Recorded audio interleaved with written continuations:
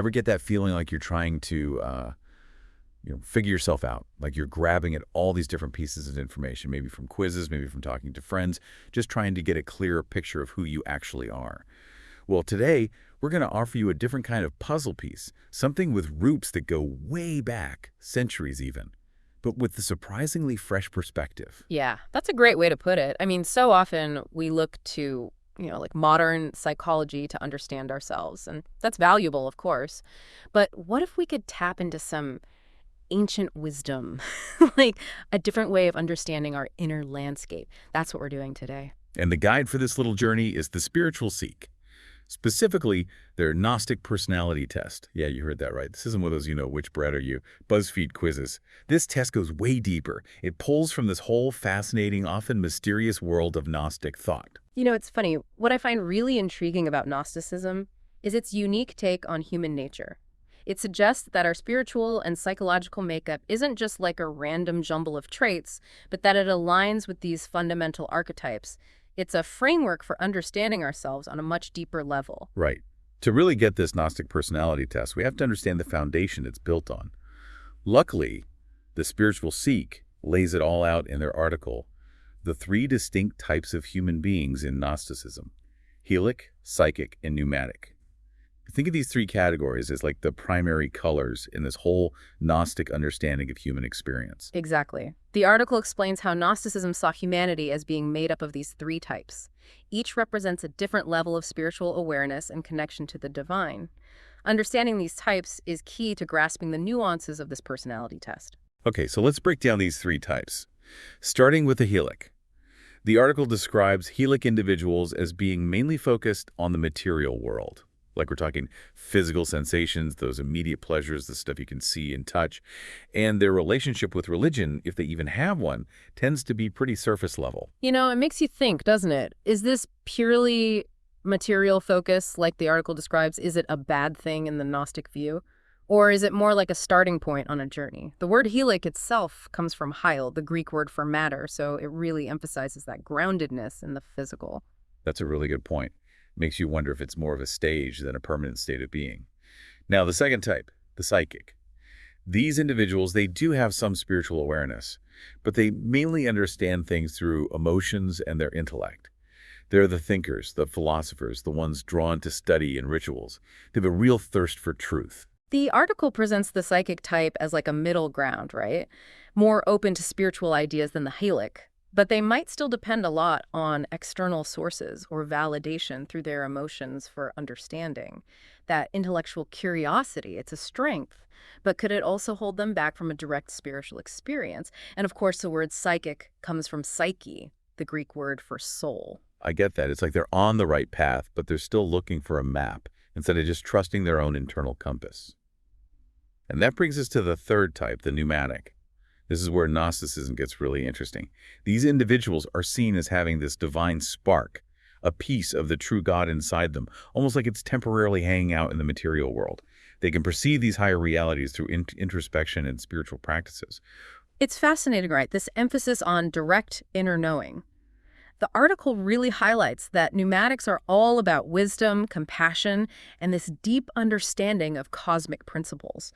They often become guides for others, drawing on that inner connection to the divine. Pneumatic, that comes from pneuma, the Greek word for spirit or breath. It really points to that essential divine nature within. So we've got Hylic, psychic, and pneumatic. Matter, soul intellect, and spirit. Now, how does the Gnostic Personality Test on the Spiritual Seek help you figure out which one you vibe with the most? It's not as easy as just picking one of these three, right? You got it. The test, as explained in the article, gives you a more nuanced picture by breaking it down into 6 categories. These aren't completely separate from the core 3 types, but they show different ways these orientations can show up, or even stages in a spiritual awakening. Like, for example, you have the Hylic materialist, totally immersed in the material world, as we discussed. But maybe, just maybe, they have this tiny feeling that there might be something more, like a little flicker of curiosity and all that focus on the tangible. And then you have the psychic seeker, which lines up with what we talked about earlier. They're actively searching for truth, trying to balance the material and the spiritual through thinking and feeling. Exploration, that's their jam. Exactly. And then we have the pneumatic mystic that's like full alignment with the divine, someone who's basically transcended the limits of the earthly realm. But what I think is really cool is how the test recognizes that people can change and grow. You've got the awakening Hylic, someone who's starting to question that whole materialistic worldview and is dipping their toes into spirituality. It shows it's a dynamic process, not a fixed identity. That is encouraging. You're not just stuck in one category forever. Then there's the struggling psychic. This speaks to that inner conflict so many people deal with, that tension between spiritual desires and being attached to the material world. Yeah, it highlights the challenges on this journey of seeking. It's that friction between what our heads understand and what our hearts feel or are still holding on to. And finally, the embodied pneumatic. Someone who's reached this high level of spiritual awareness but is still actively living in the material world, bringing that higher consciousness to everyday life. What really stands out to me about this test, compared to others, is that it's rooted in this ancient Gnostic philosophy. It's not just about your habits or what you like. It goes deeper into these fundamental questions about your relationship with different dimensions of existence. Absolutely. And the real point of taking this test, like the Spiritual Seek emphasizes, isn't to slap a label on yourself. It's about looking inward. It's a tool to help you think about your own beliefs, your actions, and your deepest desires through this unique lens. Think of it as holding up a mirror to your soul, as the article puts it. It can give you insights not just into who you are now, but who you're becoming on your personal journey, and the potential benefits. Huge. You get a detailed understanding of your spiritual personality type, insights into your strengths and weaknesses, guidance on how to deal with your challenges, and ultimately a deeper sense of purpose and direction in life. So if you're feeling even a little bit curious after this exploration of ancient wisdom and self-discovery, and I hope you are, here's how you can take the Gnostic Personality Test yourself. Just head over to the Spiritual Seek website. We've got a direct link in the description of this deep dive. Super easy. Just click it after we're done here. And listen to this. We have a special key just for you, our listeners. A secret password that unlocks the test. That's right, you won't find it anywhere else. So once you're on the Spiritual Seek website, follow that link in the description to the Gnostic Personality Test, and when it asks, enter this exclusive password. Insert password here. Now, here's a little nudge to get you moving. This exclusive password is only good for the first 100 people who use it. That's it. So if you're feeling drawn to this, don't wait around.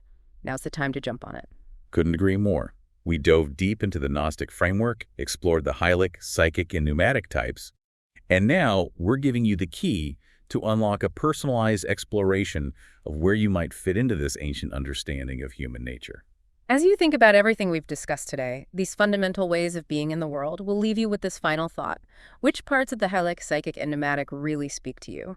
What might understanding these ancient categories reveal about your path and the potential for your own unique growth?